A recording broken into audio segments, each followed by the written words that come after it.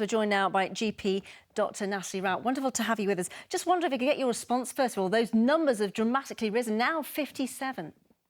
Yes, it's a big jump, and we're still trying to figure out why some of these cases are occurring and why it's suddenly become such an alarming thing for the rest of Europe as well. But still, what we do know about monkeypox is that it's not like COVID.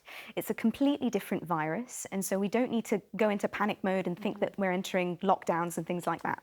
OK, straight to the questions then. We've had a few WhatsApp messages and we'll go straight to Lauren. She asks, if it's widespread, could there be another lockdown? You said it's not like COVID, but what are we looking at here? It's very unlikely. This is, like I said, this is a completely different virus. It acts in a different way.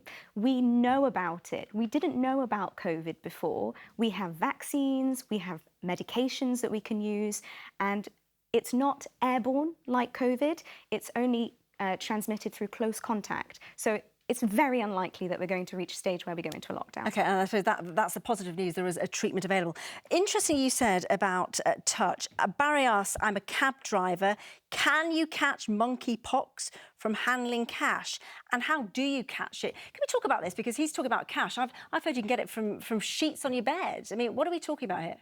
Well, what we know is that the first couple of days you might feel a fever, a headache, aches, you might even have swollen lymph glands, and then approximately a couple of days later you might get a rash develop, and that rash can then become things like pustules where you get pus under the skin, and that pus can leak out. That pus is what's contagious, and also the skin cells shedding, and that's what will go into your bedding and things like that, and that's why you could potentially catch it from bedding. OK, sorry to be graphic. So to answer Barry's question, if he's handed a note, if someone's shed their pus sort of thing, could it happen?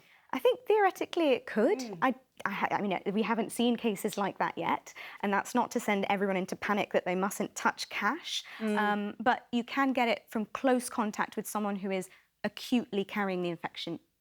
OK, I guess the positive thing is that most of us aren't really sort of using cash anymore. Tessa says she had the smallpox vaccine 40 years ago and wants to know, does it protect against monkeypox? Because we know they are related. Yes, so the good news is if you have had the smallpox vaccine, it's highly likely that you'll have a much milder illness if you were to contract monkeypox. So that's the positive with that, but it may not prevent you from catching monkeypox.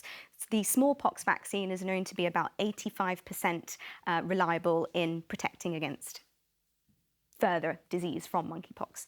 So where are we up to? This is constantly being reviewed, I imagine, because with rising cases, although you say we shouldn't worry about it, it's still not a good position to be in, is it?